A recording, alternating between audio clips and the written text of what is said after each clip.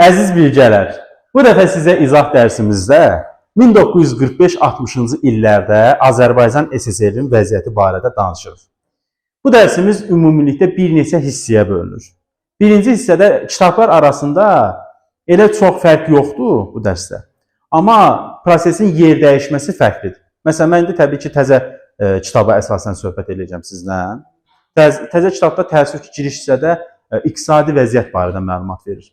İqtisadi vəziyyət barədə məlumat verəndə sizə ilk olaraq orada deyir ki, İkinci Dünya müharibəsindən sonra Azərbaycan neft sənayesində nə baş vermişdi? Müharibədə azdan çoxdan mənim məlumatım var ki, bu neftimizin böyük bir hissəsi daşınır SSR-yə aparılır və bu prosesin nəticəsində Azərbaycanda dayanmadan neft çıxarıldığı üçün istər-istəməz həm işçilər yorulur, həm də torpaqdan daha çox neft çıxarıldığı üçün biraz neft hasilatı zəifləyir. İndi bunu aradan qaldırmaqdan ötürü müharibədən sonra bir sıra işlər həyata keçirirlər. Yeni neft quyuları qazırlar, araşdırmalar, geoloji kəşfiyyat işləri aparırlar və sonra bir dənə bunların içərisində bir ideya tullayan olur ortalığa. Bunlar deyirlər ki, gəlin dənizdə neft çıxardaq. Deyir, bəzi yuxarı dairələrdən söhbət edir təbii ki. Onların narazılığına baxmayaraq bizim bəzi alimlərimiz bu məsələnin üstünə düşürlər və nəticədə 1948-ci ildə, 1948-də burada neft daşları qəsəbəsini salırlar dəniz ərazisində. Sonra qəsəbəsini yox, ərazini eskadranı inşa elətirlər. 49-da isə ilk dəfə dünyada dənizdə neft fontan vurur. Bundan sonra artıq orada neft daşları qəsəbəsi salınır. İndi baxın, bizə proses olaraq deyə bilər ki, nə zaman dünyada ilk dəfə dənizdə neft çıxarılmışdı? 1949-cu ildə Azərbaycanda çıxarılmışdı. Bəli, dünyada ilk dəfə bizdəydi. Bəli, biz buna ilk dəfə nail ola bilmişdik. Dostlar, bundan sonra Azərbaycanda bu dövrdə sənaye sahəsi inkişaf edir. Məsələn, bir sıra yeni şəhərlər meydana gəlmişdi. Bu şəhərlər, məsələn, əslində köhnədən burada sənaye sahəsi olmuş şəhərlərdə Sumqayıt şəhəri idi, Daşkəsən idi, Əli Bayramlı idi, Mingəçevir idi. Bu kimi yeni sənaye tipli şəhərlər salınmışdı. Və orada bir dənə cümlə var.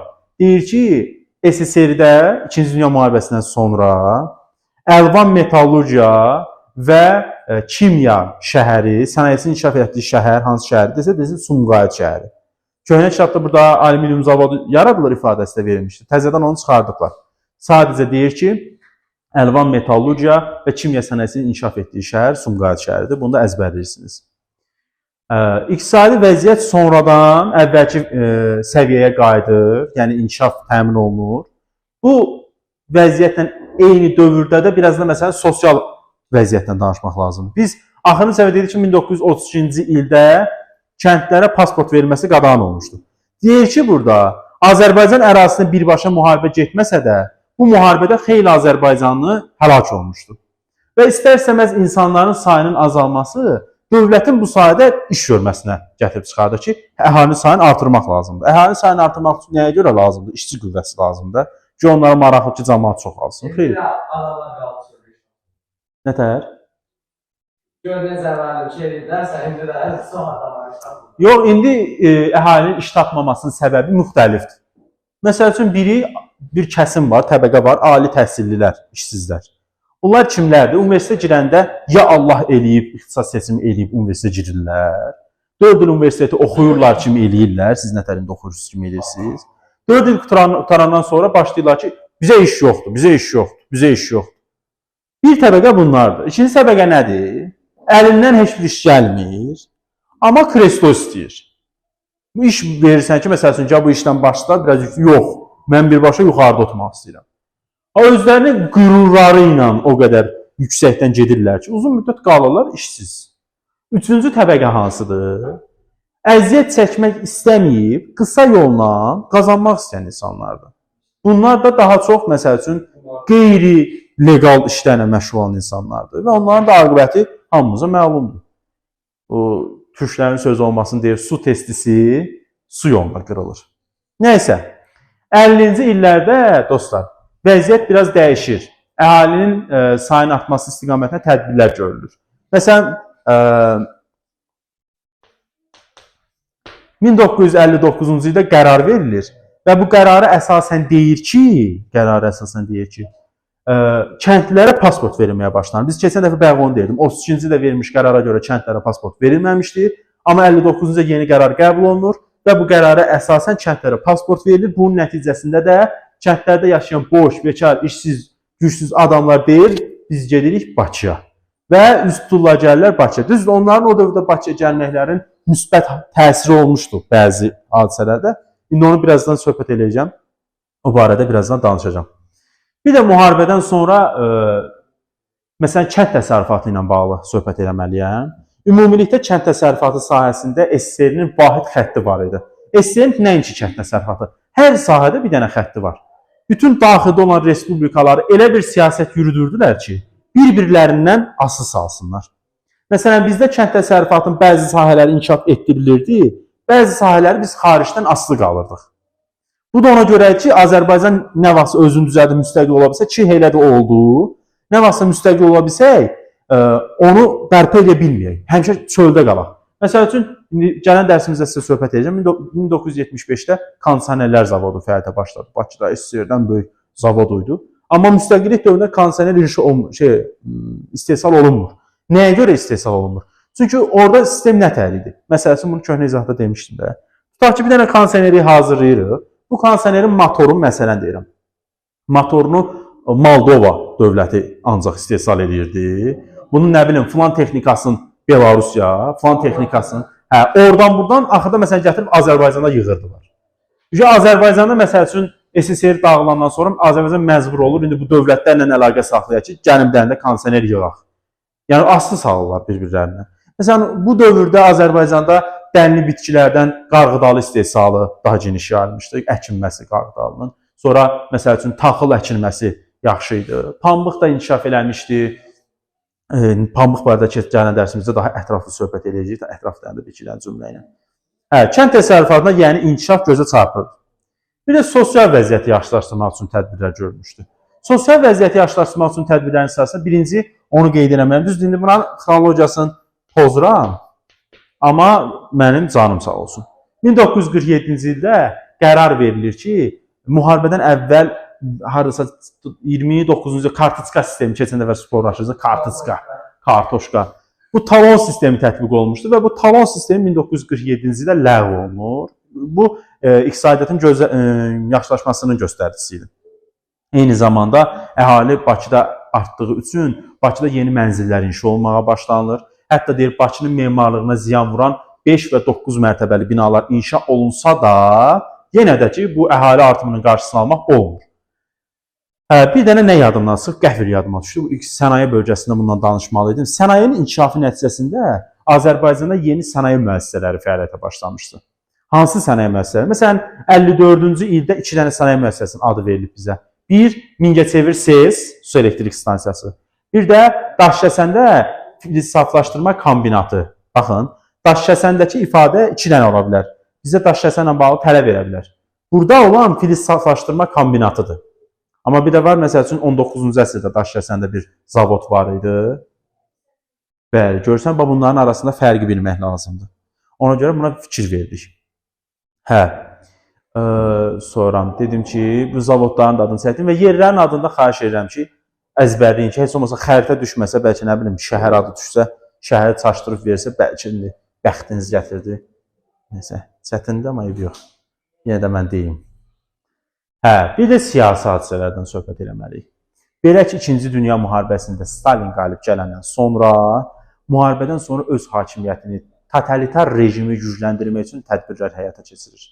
Məsələn, bu tədbirlərin fonunda deyir, təqibləri genişləndirir, repressiyaların növbəti dalğaları həyata keçirilir. Eyni zamanda Azərbaycan tarixində də köklü dəyişikliklər edir. Məsəl üçün, o deyir ki, bir şəxslər və bölmələr vardır. Məsəl üçün, Kitab-ı Dədə Qorqud, feodal qaydaları nə bilim deyir. Deyir, yox, bunu çıxardın ədəbiyyatdan. Sonra Abbasqulu Ağa Bakıxanovdur, Mirzə Kazımbəydir. Bu kimi şəxslərin öyrənilməsini qadağan edir. Tarixdə biraz dəyişikliklər edir. Məsələn, Azərbaycan Xalq Cümhuriyyətinin fəaliyyətini ümumiyyətlə çıxardırlar. Eyni zamanda birləşdirmə, könüllü birləşmənin yubileyləri həyata keçirilir, təbliğatlar həyata keçirilir. Bu kimi hadisələr olur və 2 dənə şəxsiyyət adı verib orada. Birinci şəxsiyyət, deməli, Türkiyə cəssusu adını almış Məmməd Dadaşzadə idi. Bir də Heydər Hüseynova mükafat verilmişdi. Mükafat 49-da geri alınır. 2 dənə də şəxsiyyətə qarşı repressiya. Hətta Heydər Hüseynova da Şeyx Şamil haqqında əsər yazdığı üçün bu repressiya tətbiq olunur. Deyir ki, güya sənin Şeyx Şamil dövlətə qarşı çıxır, sən də onu təbliğ edirsən, ona görə də sənin mükafatını götürürük geri. Və bu dövrdə 40-cı 45-dən sonra da ümumiyyətlə dərsimiz 45-dən etibarəndir. Erməni məsələsi yenidən gündəmə gəlir. Bax, yenidən deyirəm. İlk dəfə də öyle idi. Erməni məsələsinə bağlı hadisələr nətərdir? Bunu burada qeyd edeyim, xüsusi bölmədir. Ümumilikdə 1945-ci ildə mərkəzdə bir dənə söhbət başlayır. Bu erməni nümayəndələr 45-ci ildə Erməni Qarabağ komitəsini fəaliyyətə başladılar. Bu Qarabağ komitəsi fəaliyyətə başlayanda Moskvaya xəbər göndərirlər və Qarabağla güya Ermənistan arasında iqtisadi bağın olmasını bəhanə eləyərək Moskvaya deyirlər ki, Qarabağı verin bizə. Moskvada bizim ümumiyyətlə bir xatırlat verim ki, bu dövrdə Azərbaycan SSR-in birinci katibi vəzifəsində Bağırov var idi. Moskvada Bağırova sorğu göndərir ki, bəs ermənilər belə bir şey deyir də, sən nətər baxsan məsələyə, Qarabağı verəkmi onlara? Bağırov orada, məsəl üçün, bir dənə ağıllı hərəkət eləyir. Bağırov burada təqdir eləyirik. Bağırov deyir ki, verək. Amma 2 dənə şərtim var.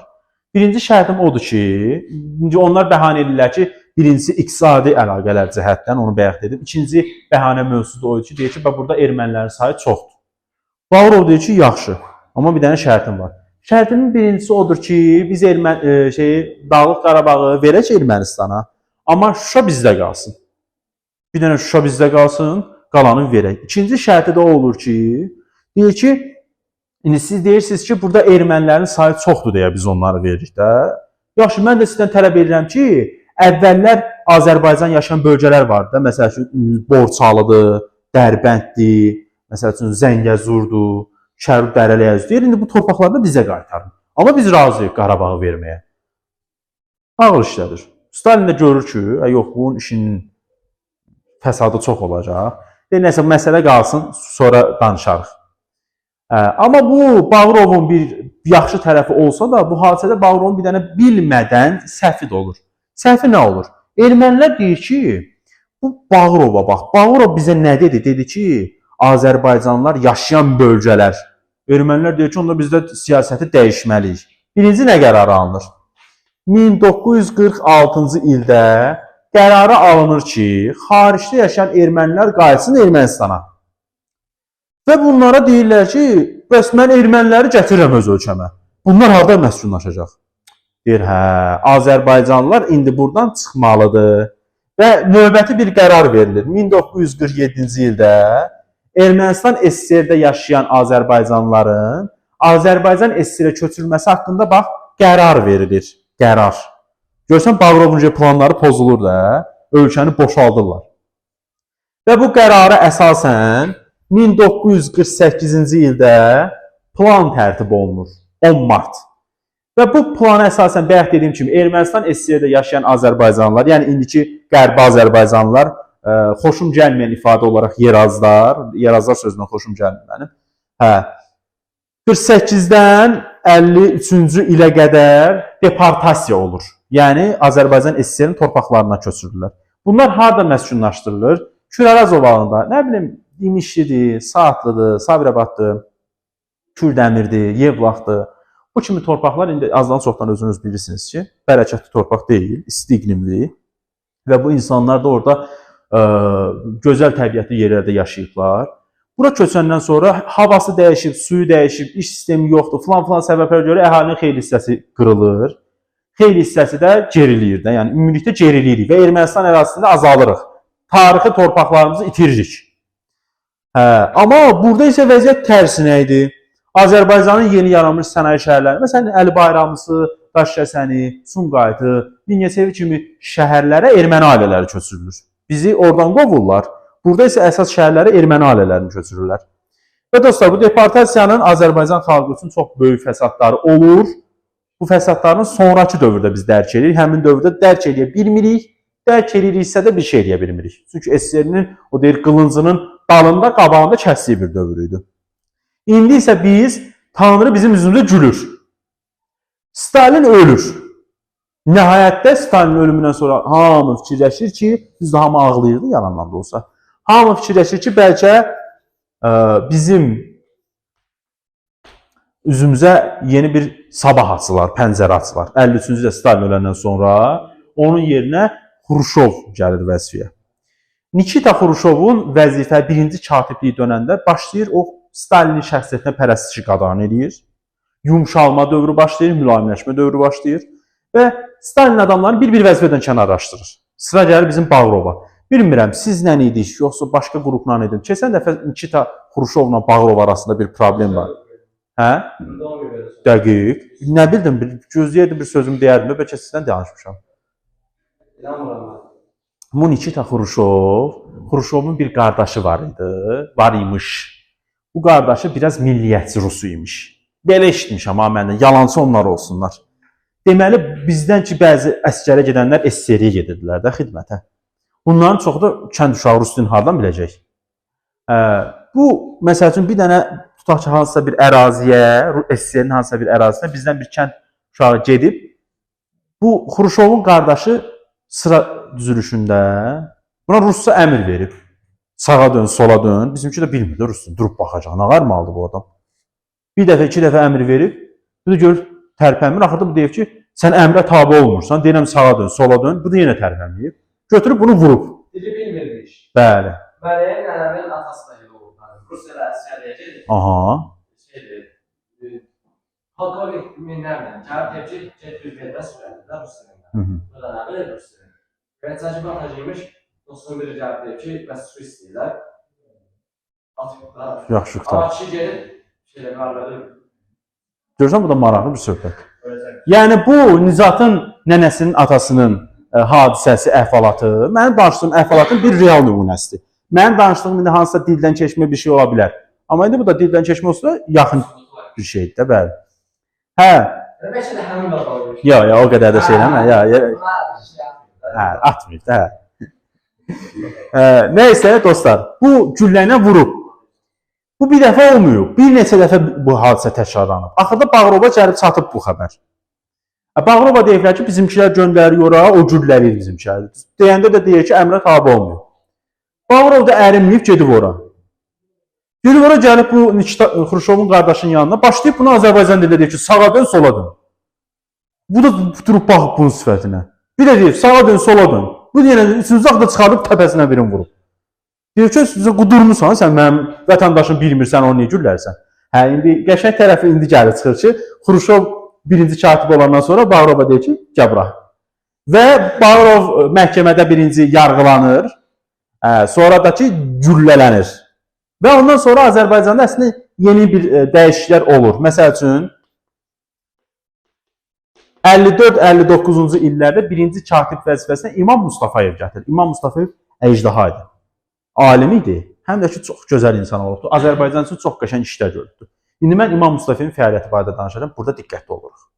İmam Mustafayevin fəaliyyətinə birinci onu deyirəm ki, 56-cı ildə, baxın, 37-ci il konstitusiyasına düzəliş və yaxud əlavə eləyib, dövlət dilinin Azərbaycan dili eləyib. Bax, 56-da konstitusiya qəbul olunub demirəm.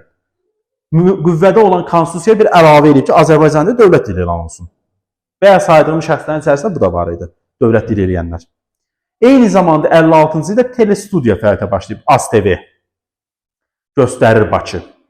Eyni zamanda bunun dövründə deyir ki, bəyək bu barədə xırda danışmışdım, indi ətraflı danışacağım. Bakını ruslar beynəlmillər şəhərə, yəni birbaşa Moskvaya tabi eləmək istəyirdilər.